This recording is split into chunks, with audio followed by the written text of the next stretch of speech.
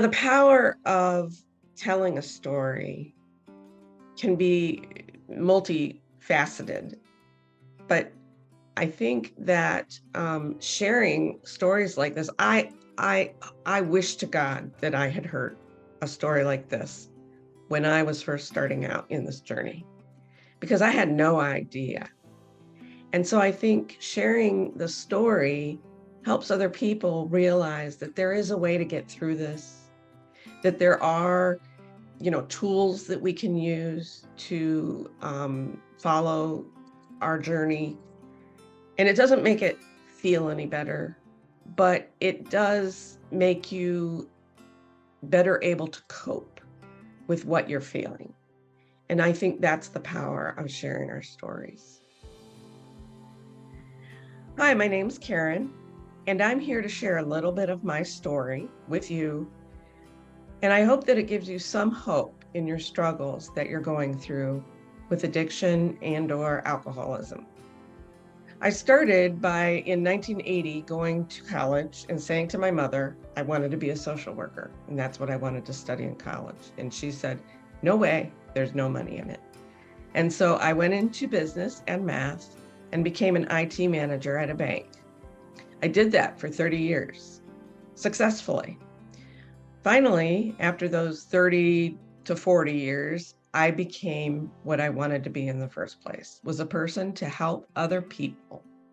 And I wanted to help people with struggles. Little did I know that it would come from my own struggles.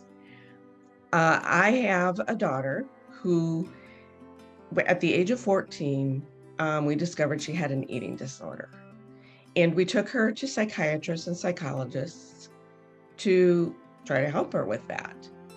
And at that point, they prescribed Xanax. Well, she really liked Xanax, and she became addicted to it. And that began her journey into addiction. And the eating disorder has still continued. She decided shortly after she started the Xanax that she would combine it with heroin and fentanyl.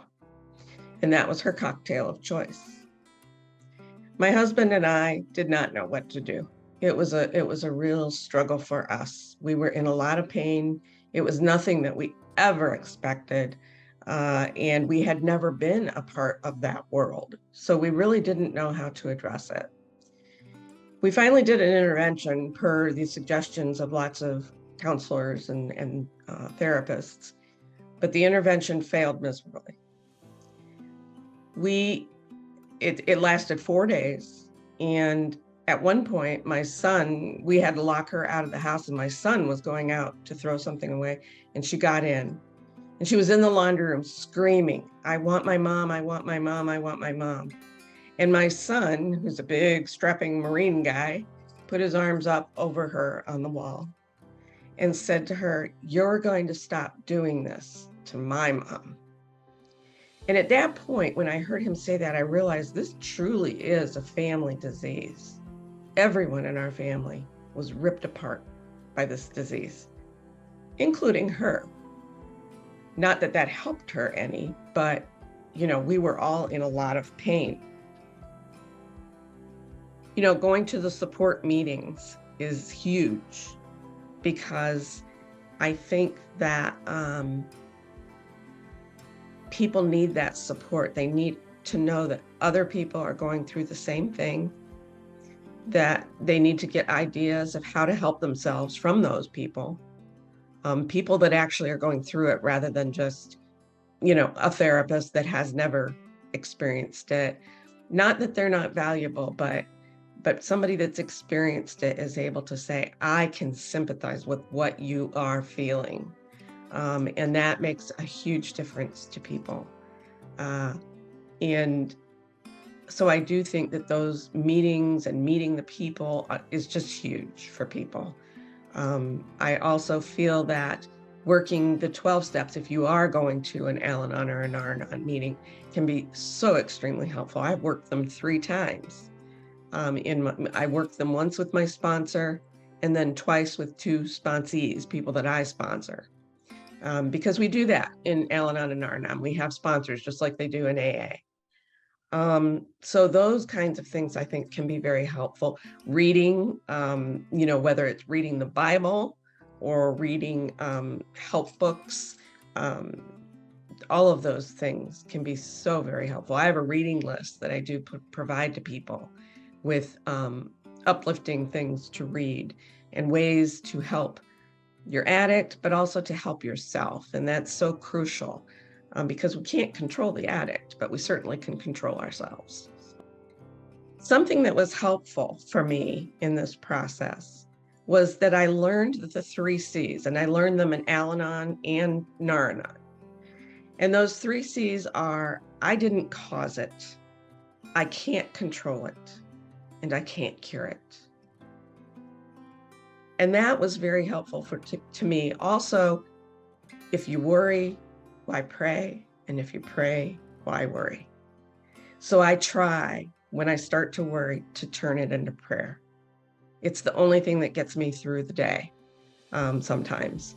And sometimes you need that extra boost, whether it's saying the serenity prayer over and over and over again, or whatever prayer works for you. Those things were very helpful for me. I did have to forgive myself, and I had to say that this is not my fault. I did the best I could parenting with the information that I had at the time. And that's what I had to realize, is that every parent makes mistakes. There is absolutely no parent on the face of the earth that doesn't make a mistake. So we have to give ourselves a little bit of a break and say, you did the best you could. And I had to get to that point. And again, I think relying on my higher power, which is God, and allowing God to make me feel more comfortable with myself and with the decisions that I have made in the past. And those decisions were not always the right ones, but they were the ones that I made. And so I have to live with them. I made errors along the way, as everyone does, because we're all human. And I didn't know what I was dealing with, honestly. I learned that screaming and yelling is the very worst thing you can do, and shaming. Those things are just not helpful. And the addict has a disease. And at that time, I didn't know that it was a disease, or I didn't recognize it or whatever as a disease. And so I thought she could make the decision to stop right away and just don't do it. And I had to teach myself that this is something that is hard work, and that people oftentimes relapse, and that doesn't mean that they don't want to be sober. It's just that they are suffering from a condition. I had to learn that, again, I have to protect myself. So I can't accept unacceptable behavior towards myself. That included lots of swearing and name calling, that I finally got to the point where I said, if you use that language with me, I will hang up. And I do, even now, if she gets mad at me, I hang up. It's not even up for debate, because I had to, not be treated that way, because she abused me in many ways, both physically and verbally. And so I had to protect myself. I had to show her love. And a lot of times I don't think I did that very well. I'm more of a matter-of-fact type person. And so for me to just wrap my arms around her and say it's going to be okay was hard for me to do when she was high, because I was angry that she was high and I didn't understand it. And so my emotions affected her emotions, I think, oftentimes. Forgiveness comes up a lot with addiction and recovery. And in our case, I always loved my daughter. I always thought my daughter was beautiful and intelligent. There was no doubt in my mind about all that. But I was hurt by my daughter. And so along the way, I had to find ways to forgive her. And there are still things that I resent. I mean, some things that you just never can get rid of. But, it's a very, very slippery slope sometimes. I would get to the point where I would forgive her, and then all of a sudden she's using again and calling me on names, and so you're cautious about that. So, but forgiveness is huge in recovery. When she first overdosed, she was on our deck on our house, and it was like 2:00 in the morning. My husband and I were in bed. She was out there with her dealer, and he opened the door of the on the deck and screamed in, "She's overdosing, she's overdosing." So we ran out, pulled her into the living room. We were both on our knees on either side of her. She was seizing, having a seizure, which is often how the overdose begins, turning blue, and then she went still. She was dead. That's what an overdose is. At the time, we had little knowledge of what was going on or what was, happening, but both of us were looking down at this body, and she wasn't in any pain. She was dead. But I'll tell you what, we were in pain, lots of pain. And we didn't look down and see a dead junkie. We looked down and saw our dead baby girl. And it was horrible. And I relive that often, especially if she goes back out to use, or if she disappears for a while, which has happened many times. And I see that vision of her lying there dead in my mind's eye. And you dread getting that call that, fortunately, we have not had to suffer through, but many people have, as everyone knows. I put myself in harm's way often, in order to, quote, save my daughter. I couldn't save her. I went up to Detroit to 6 Mile, where she went to a crack house, and I was going to drag her out by the hair, standing on the sidewalk, getting up my nerve. And I have a gun held at my head, and a guy saying, "What are you doing here, lady?" I took off very quickly, needless to say. So I'm standing out there going through that. She's in the crack house, not having any knowledge of what's going on with me out there. I drove around the south side of Chicago looking for her after she had run from a treatment center in Illinois. She was looking for drugs. She found them. I found her. But it was dangerous, and I should have never been in that environment. She lived on Skid Row in LA for 2.5 years. I myself have suffered traumas from this whole journey and triggers, things that make me remember things that happened. The phone ringing is one of them. I hate for my phone to ring. Even now, I hate it. I never, I'm one of those people, I leave the phone, like, a lot of times I don't remember where I left my phone because I don't want to hear it ring. And people will get angry with me, "Oh, I didn't answer the phone right away." My daughter is one of them. And I just say, you know what? I'm not attached to my phone, and I can't be, because it makes my heart race. There are other things like hearing a police siren or an ambulance siren makes my heart race. I always think it's her, they're coming to get her. It's not realistic, but it makes my heart race. Some of the people at the center, at SEP Center, will be my triggers. Some of them remind me so much of my daughter and the situations that we've gone through. And I will either veer away from them, or I will become very attached to them as a result of that. And so I have to be careful of those things. So yeah, there are triggers along the way, and I, you know, I tell the clients, I know that you guys have suffered trauma. There's no doubt about it. And that most of you, that's the reason that you're here, is you've suffered some trauma in your past. However, what you need to realize is your loved ones have suffered trauma too. And we are still recovering from that trauma. And the only way to recover, really, I think, is to attend these support meetings, and to try to get yourself kind of straightened out and at least being able to deal with the triggers. Helping the clients has been one of the things that I have done at ZEP with my story. And that also has been very powerful, in that the clients oftentimes are really thinking about their own recovery, which they should, definitely.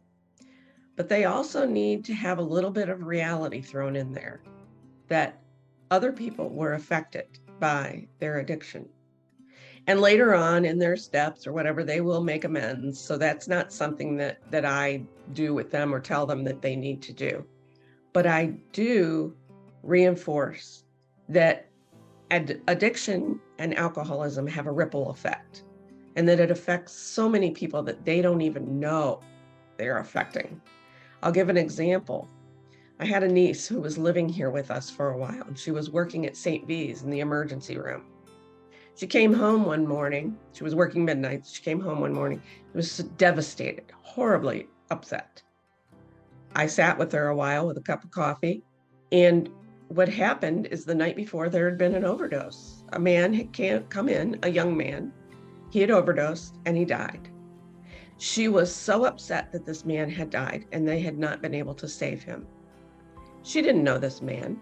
This man did not know her. However, that affected her and will remain with her for the rest of her life. So it really, really does have an effect on many people. One time she wanted to go to ZEP, and she said, "Mom, can you get me into ZEP?" And I was working at ZEP at that point. I said, "Sure," so I made arrangements for a bed for her and everything. And I went up to Detroit and got her. I'm driving her down. I'm on 75. And she says, "I'm not going to ZEP. Take me home." Somehow in the back of my mind, I knew this was her plan for me to get her home. But I couldn't do it. I could not have the drugs, the needles, the, horrible people that I had around me all the time in my house. And I couldn't do it. So I said, you have a choice. You can go to ZEP, or you're going back to 6 Mile. She didn't answer me. So I got off the highway. I got back on going north. I drove back up to 6 Mile and I dropped her off and watched her walk away in my headlights. Horrible, painful things that we have gone through because of these decisions. And who knows why. And I beat myself up all the time about, why did this happen? Why did it happen to her? And yet my son is a successful pilot in the Marines. Why, what's the difference? What happened?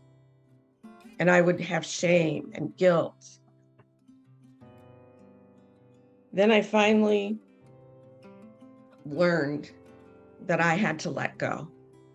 I had to let go. I had to let God. I had to let her turn to her higher power, and I had to turn to mine. And that was what I had to do for my own well-being. I had to go on with my life, because my life was moving on regardless of whether she was getting sober or not. So I had to make that decision that I had to do the things that I loved and enjoyed, and to move on with my family. And that did it. She basically currently is sober. She lives in Florida. She has 2 jobs. We are in communication every day. She's sober. She goes to meetings almost every day. And I take it one day at a time. I have to. I have to say, I don't know what's going to happen tomorrow. None of us do. But today she's sober. And for that, I am very thankful.